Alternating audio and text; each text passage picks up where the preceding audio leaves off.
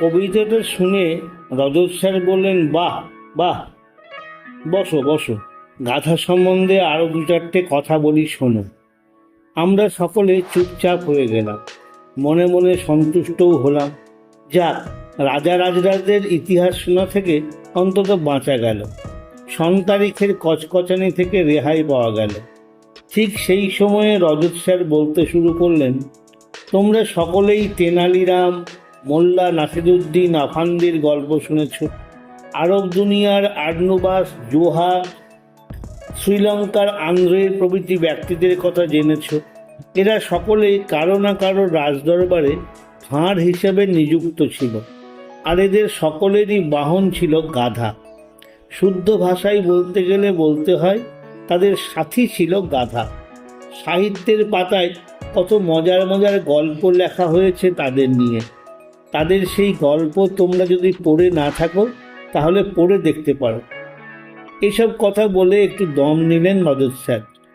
টেবিলের উপর রাখা জলের গ্লাসটা তুলে ঢক ঢক করে খানিকটা জল খেলেন। তারপর আবার বলতে শুরু করলেন, তোমাদের এই ক্লাসটা ছিল ইতিহাসের, সুতরাং গাধাকে জড়িয়ে ইতিহাসের দু চারটে কথা বলতেই হয়। মিশরের রানী ক্লিওপেট্রার কথা তোমরা শুনেছ, রোমের জুলিয়াস সিজারের পত্নীর কথাও একদিন আমি ক্লাসে আলোচনা করেছি। কিন্তু যে কথা তোমাদের বলা হয়নি তা হলো ওই দুই রমণী তাদের রূপ সৌন্দর্য বাড়াতে প্রতিদিন গাধার দুধে স্নান করতেন। প্রসঙ্গত বলে রাখি, আমাদের দেশের প্রাচীন আয়ুর্বেদ সংহিতায় গাধার দুধ ও মাংসের কথা সরসভাবে বর্ণনা করা হয়েছে। আমাদের ইচ্ছে ছিল গাধা বিষয়ে আরও কিছু জানতে, কিন্তু সেই জানার মুখে ছাই পড়ল। ঢং ঢং করে পিরিয়ড শেষ হবার ঘন্টা বাজল। রজত স্যার বলল, আজ তবে এইটুকু থাক, বাকি কথা পরে হবে, বলে ঢং ঢং করে চলে গেলেন অন্য ক্লাসে। আমাদের পরের ক্লাসে এলেন জীবনবাবু, জীবন বিজ্ঞানের মাস্টার। পরনে ধুতি পাঞ্জাবি, চোখে চশমা, মাথায় কাঁচা পাকা চুল, বোঝা যায় বয়স হয়েছে। সেই সাথে বেড়েছে অভিজ্ঞতার ঝুলি। তিনি ক্লাসে এসে শুরু করলেন সেই গাধাকে নিয়ে। রজত স্যার তোমাদের গাধা বলেছে বলে তোমরা খুব মনক্ষুণ্ণ হয়েছ, এ কথা রজত স্যারের কাছে শুনলাম। তাই গাধার ব্যাপারে আমার মনেও উৎসাহ জেগেছে। আজ গাধা সম্বন্ধেই শুরু করা যাক জীবন বিজ্ঞানের ক্লাস। আমরা সমস্বরে বললাম, বলুন স্যার। আমাদের হর্ষান্বিত মুখমণ্ডল দেখে সহস্যে জীবনবাবু বললেন, কথাটা বললে তোমরা হয়তো বিমর্ষ হবে, বিশ্বাস করতে চাইবে না, তবুও বলছি এটা বিজ্ঞানসম্মত কথা। জীবন বিজ্ঞানীদের মতে গাধারা কোনো কালেই বোকা প্রাণীর পর্যায়ে পড়ে না, অথচ দেশ বিদেশের গল্পগাথায় এই নিরপরাধ প্রাণীটিকে বোকা বানিয়ে হাসাহাসি করি আমরা।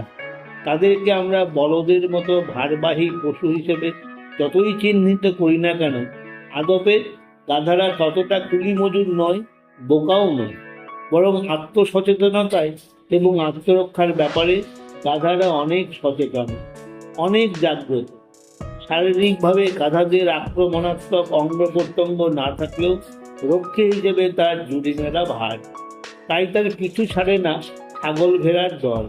তারা সবসময় গাধাদের গা ঘেঁষে চলে। বুনো কুকুরেরা বা সমগোত্রীয় প্রাণীরা যদি আক্রমণ করতে আসে তাহলে তাদের তেড়ে ভূত ভাগিয়ে দেয় গাধারা। জীবন সেনের কথা শুনে আমাদের বুকটা ভরে গেল। যাক, গাধার সম্মান অন্তত কিছুটা পাওয়া গেল। জীবনবাবু বলতে থাকলেন, গাধারা আসলে নিজেদেরকে রাজা বলে ভাবে, তাই তারা একা একা পথ চলতে চায় না। রাজা যাবে, তার সাথে লোক লস্কর থাকবে না, তাও আবার হয় লেখা। তাই সঙ্গী ছাড়া পথ চলতে বিমর্ষ বোধ করে গাধারা। ভেড়া ছাগলের মতো পশুরা তাই সবসময় ধীরে থাকে তাদের। এ কথা বলে একটু দম নিলেন জীবনবাবু। এদিক ওদিক তাকিয়ে বুঝে নিলেন আমাদের অবস্থান। তারপর শুরু করলেন বলতে, গল্পটা প্রচলিত, একটু ভিন্ন স্বাদে। যেহেতু গাধা জড়িয়ে আছে তাই বলছি। নিজেদের আয়ু বাড়াতে একদিন গাধার কাছে হাত কেটেছিল মানুষেরা। ভারবাহী এই পশুটা তার দুঃখ দুর্দশা খোঁজাতে সোৎসাহে 20টা বছর দান করেছিল মানুষকে। সেই 20টা বছর মানুষকে গাধার মতো খাটতে হয়। তারপর মানুষ শগুনের বয়সে চলে যায়। আসলে গাধা নামক তৃণভোজী অবোধ প্রাণীটা যে দীর্ঘদিন বাঁচে, এটা তারই অলিখিত দলিল। জীবন বিজ্ঞানীরা বলেন গাধারা দীর্ঘজীবী প্রাণী।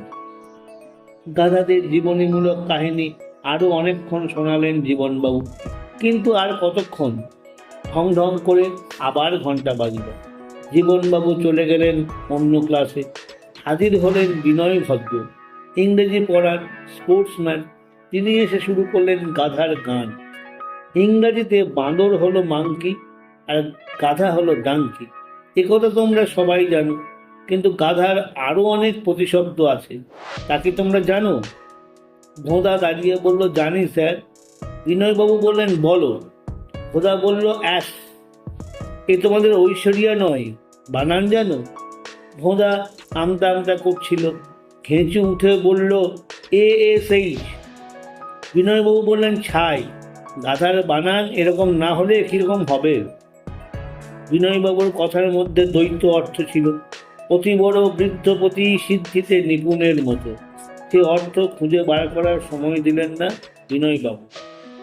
সাথে সাথে তিনি বললেন, তোমাদের মতো আমরাও বানান ভুল করতাম ছেলেবেলায়, তবে আমাদের শিক্ষকেরা ছিলেন জাঁদরেল।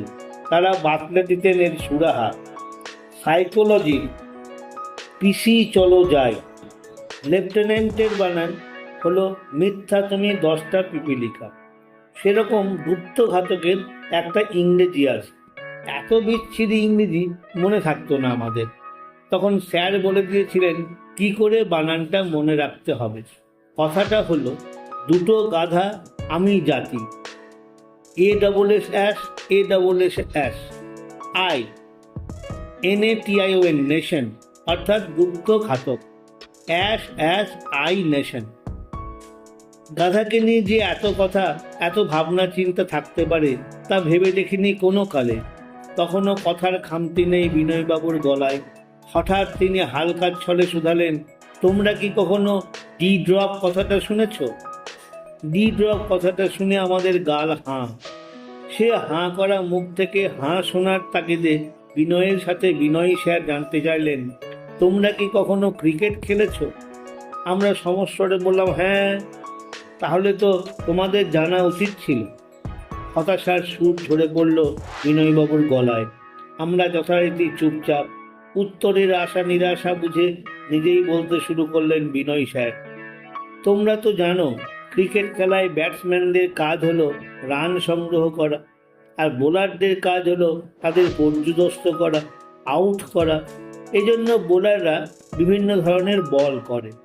Fast ball, off spin, leg spin, full toss, googly, yorker ইত্যাদি। এর মধ্যে একটা বল হলো D drop ball. D drop কথাটার ফুল ফর্ম হলো ডাঙ্কি ড্রপ। কথাটা গাধা বলেই শর্ট ফর্মে ডি ড্রপ কথাটা চালু করেছে সকলে। ঘেঁচু বলল, ডি ড্রপ বলটা কীরকম স্যার? ডি ড্রপ বলটা আসলে স্লো বল। ব্যাটসম্যানকে ঠকাবার জন্য ফার্স্ট বলের মাঝে একটা দুটো স্লো বল ব্যবহার করে বোলাররা, কিন্তু সেই স্লো বল হঠাৎ উঁচু হয়ে ব্যাটসম্যানের ব্যাটের সামনে ধপাস করে পড়ে। সেই বলতে ডাঙ্কি ড্রপ বলে। সেই বল সজোরে ব্যাট চালিয়ে ব্যাটসম্যানরা তার ঝুলিতে 4-6 তোলে। এইরকম আরও অনেক কথা বলেছিলেন বিনয় স্যার। সেসব কথা মনে পড়লে আজও হাসি পায়। তখন ভেবেছিলাম গাধাদের নিয়ে হেড স্যারের মতো একটা থিসিস লিখব, কিন্তু লিখতে গিয়ে গোল বাঁধল। এ সংসারে নিজেকে ছাড়া মানুষ আর কি জানে? গাধার উৎপত্তি, বিকাশ, জন্ম মৃত্যু, কার্যকারিতা এসব কিছু না জানলে লেখাটা ফাঁকা কলসির মতো হয়ে দাঁড়াবে। সুতরাং আরও তথ্য সংগ্রহ করার প্রয়োজন। একদিন বাড়িতে মামা এলেন। তাকে খুলে বললাম মনের কথা। তিনি আফসোস করে বললেন, গাধারা সারা জীবন ধরে শুধু মনুষ্য সমাজের বোঝা বয়ে বেরিয়েছে, অথচ আজও তারা না ঘরকা না খাটকা। সমাজে বন জঙ্গলে তারা শুধু শিকারে পরিণত হয়েছে। তাদের না আছে আবাস, না আছে নিবাস। কথাটা শুনে মনটা ব্যাকুল হয়ে উঠল আমার। আবাস নিবাস না হোক, অন্তত তাদের জন্য যদি একটা খোঁয়ারের ব্যবস্থা করা যায়। এ কথা ভাবতে ভাবতেই হঠাৎ আমার মনে হলো, খোঁয়ার বানাতে গেলে গাধাদের বদনাম ছাড়া কপালে সুনাম জুটবে না। কারণ এক বিখ্যাত পলিটিশিয়ান বলেছেন, পার্লামেন্ট হলো শুয়োরের খোঁয়ার।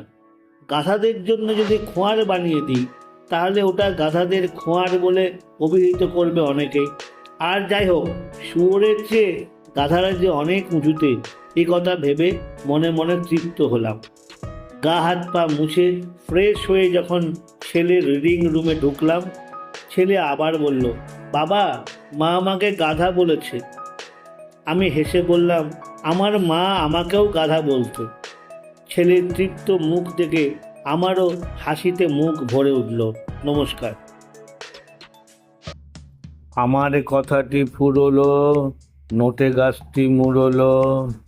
আমার কথাটি ফুরলো, নোটে গাছটি মুড়লো। আমার কথাটি ফুরলো, নোটে গাছটি মুড়লো।